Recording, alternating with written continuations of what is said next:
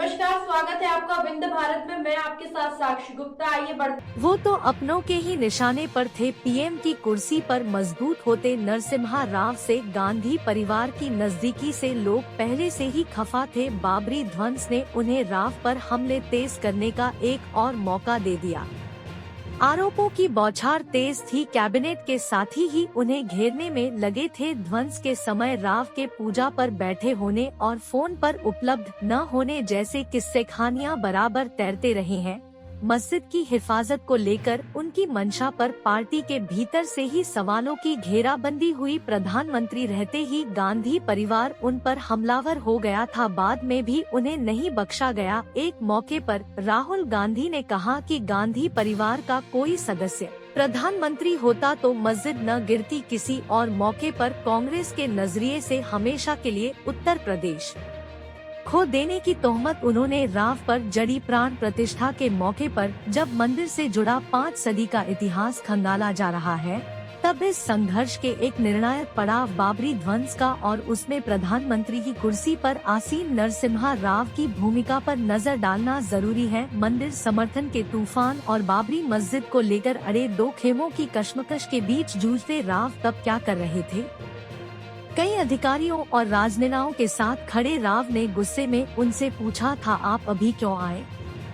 आमतौर पर सहज शांत रहने वाले नरसिम्हा राव की इस भंगिमा का सामना डॉक्टर श्रीनाथ रेड्डी को करना पड़ा था। रेड्डी एम्स के हृदय रोग विशेषज्ञ और प्रधानमंत्री राव के निजी चिकित्सक थे। 6 दिसंबर को दोपहर 12:20 पर टीवी के सामने बैठे डॉक्टर रेड्डी को बाबरी मस्जिद के पहले गुंबद पर सैकड़ों कार सेवकों को देखते ही राव का ख्याल आया कि वे दिल के मरीज हैं, उन्हें कैसा महसूस हो रहा होगा। रेड्डी तुरंत ही प्रधानमंत्री आवास पहुंचे। अयोध्या के घटनाक्रम की चुगली राव का चेहरा और देह भंगिमा कर रही थी। इस मौके पर राव का मन डॉक्टर की बात मानने का नहीं था, लेकिन मरीज के तौर पर उन्होंने डॉक्टर की सलाह मानी। रेड्डी ने उनके रक्तचाप की जांच की जैसी उम्मीद थी। उनका दिल तेजी से धड़क रहा था, नब्ज काफी तेज हो गई थी, रक्तचाप बढ़ गया था, चेहरा लाल हो गया था, वह उत्तेजित थे। डॉक्टर रेड्डी ने उन्हें बीटा ब्लॉकर दवा की अतिरिक्त डोज दी और उनके सामान्य होने के बाद ही वापस हुए। एक और मंदिर आंदोलन की अगुवाई करती भाजपा का तेजी से विस्तार हो रहा था। दूसरी तरफ अपने मुख्यमंत्रित्व के दौरान परिंदा भी पर नहीं मार सकता जैसी भड़कीली चेतावनी और कारसेवकों पर गोली चलवाकर मुलायम सिंह यादव उत्तर प्रदेश में मुस्लिम वोट बैंक की आंखों के तारे बन चुके थे। सेक्युलर ताकतें भी उनकी हिमायत में थी। कांग्रेस के हाथों से खास तौर पर उत्तर प्रदेश का अधिकांश हिंदू और मुस्लिम दोनों ही वोट खिसक चुका था। राव को कांग्रेस के लिए दोनों की जरूरत थी। उधर राव एक अल्पमत सरकार की अगुवाई कर रहे थे। उत्तर प्रदेश में कल्याण सिंह की अगुवाई वाली भाजपा की सरकार थी। बाबरी की सुरक्षा राज्य सरकार के जिम्मे थी। राव के सामने 2 विकल्प थे, बाबरी मस्जिद को लेकर कल्याण सिंह सरकार के वादों पर भरोसा या फिर राज्य की मशीनरी पर केंद्र के नियंत्रण के लिए अनुच्छेद 356 के अंतर्गत उनकी सरकार की बर्खास्तगी। मात्र आशंका के आधार पर बर्खास्तगी का फैसला सुप्रीम कोर्ट में न टिकने का अंदेशा था। उधर राष्ट्रपति डॉक्टर शंकर दयाल शर्मा से अपने सहज संबंध न होने के कारण राव को फिक्र थी कि राष्ट्रपति राज्य सरकार की बर्खास्तगी की केंद्र की सिफारिश को पुनर्विचार के लिए वापस करके समस्या पैदा कर सकते हैं। राव हर हाल में हिंसक टकराव से बचना चाहते थे।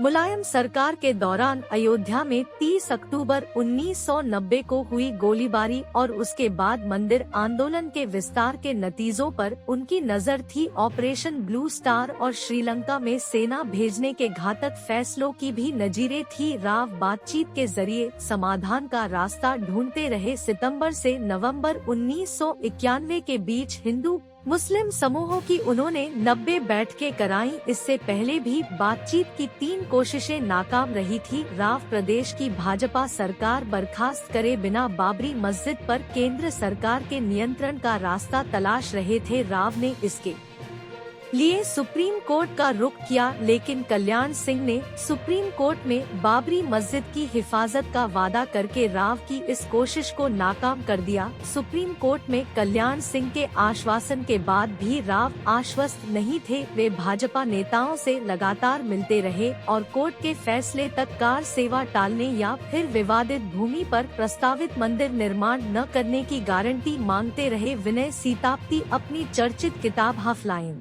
में राव की 18 नवंबर को आडवाणी से अकेले और फिर 25 नवंबर के आसपास आडवाणी, वाजपेयी और कल्याण सिंह की एक साथ गोपनीय मुलाकातों का जिक्र करते हुए लिखते हैं कि इन नेताओं ने उन्हें बाबरी मस्जिद सुरक्षित रहने के लिए आश्वस्त किया था। राव ने भाजपा नेताओं पर भरोसा क्यों किया और कल्याण सरकार की ध्वंस के पहले बर्खास्तगी क्यों नहीं की? सीतापति के ब्यूरो के मुताबिक बातचीत और आश्वासन के बीच भी कल्याण सरकार की बर्खास्तगी का सवाल राव को फिक्रमंद किए रहा। राव की हैंडराइटिंग में लाल स्याही में छोटे और साफ अक्षरों में लिखे उनके एक नोट का उन्होंने हवाला दिया है। इस नोट का शीर्षक है उत्तर प्रदेश की सरकार पर भरोसा करने के पक्ष और विपक्ष में कारण विश्वास करने के कारणों में बाईं ओर राव ने लिखा है, सीएम ने NIC और SC को आश्वासन दिया और स्थानीय VHP नेताओं के वक्तव्य की कार सेवा केवल प्रतीकात्मक होगी। कल्याण सिंह पर विश्वास नहीं, कारणों को दाहिनी ओर लिखा। कल्याण सिंह ने लगातार धार्मिक नेताओं और कारसेवकों पर बल प्रयोग करने में अनिच्छा दिखाई है। 17 नवंबर 1992 को लिखे पत्र में कल्याण सिंह ने सुरक्षा बलों पर केंद्र की निगरानी ठुकरा दी। बाबरी मस्जिद के गुंबद जब गिराए जा रहे थे तब राव क्या कर रहे थे? आरोप तो यहाँ तक है कि उन्होंने अपने को कमरे में बंद कर लिया था और पूजा कर रहे थे। जयराम रमेश के मुताबिक उन्होंने कुमार मंगलम को फोन किया तो उन्हें बताया गया कि प्रधानमंत्री से संपर्क नहीं हो पा रहा है। अर्जुन सिंह के अनुसार उनसे कहा गया कि राव ने किसी भी हालत में उन्हें न परेशान करने के लिए कहा है। ऐसे वक्त राव के पूजा करने की बात को हाफलाइन गलत बताती है। समर्थन में दोपहर 12:15 बजे राव की अयोध्या सेल के इंचार्ज नरेश चंद्रा और होम सेक्रेटरी गोडबोले के साथ फोन पर बातचीत और फिर 2 बजे आवास पर पहुंचे कई अधिकारियों की मुलाकात का जिक्र किया गया है। लेकिन राव ने 12 से 2 बजे के बीच किसी नेता का फोन क्यों नहीं उठाया? वे जाग रहे थे और अधिकारियों से फोन पर बात कर रहे थे तो खुद को कमरे में क्यों बंद किया?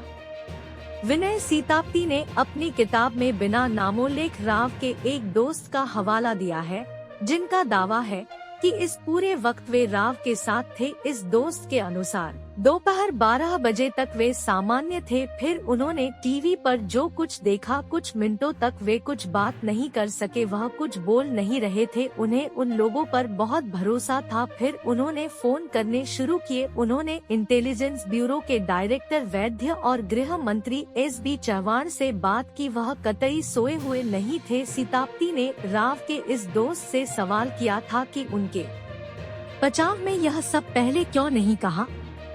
दोस्त का जवाब था, राव ने इस बात को गुप्त रखने को कहा था। उन्होंने मुझसे इसकी कसम ली थी। खुद राव का इस बारे में क्या कहना था? नवंबर 2004 में बीमार राव एम्स में भर्ती थे। बीमारियों से जूझते राव का धैर्य चुक गया था। उन्होंने कुछ न खाने का फैसला किया। लगातार 24 घंटों तक वे बिस्तर के बगल कुर्सी पर बैठे रहे। परिवार के सदस्यों से उन्होंने कहा कि ऐसी जिंदगी से क्या फायदा, क्यों इसे लंबा खींचना चाहते हो?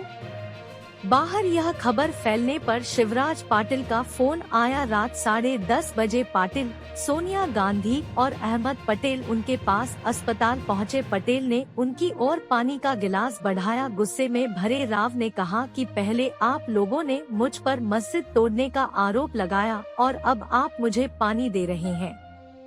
राव शिकायत करते रहे कि कांग्रेस उनके साथ कैसे पेश आई। मुझ पर उस काम का इल्जाम लगाया गया जो मैंने नहीं किया। लगभग 4 घंटे लंबी इस मुलाकात में सोनिया लगातार चुप थी। इंटेलिजेंस की रिपोर्ट में बीच में अपुष्ट खबरों के आधार पर कहा गया है कि अयोध्या में बलिदानी जत्थे मौजूद थे, जिन्हें ढांचे को गिराने का प्रशिक्षण दिया गया था और सरकार के आश्वासन के उलट MM जोशी और आडवाणी 6 दिसंबर के लिए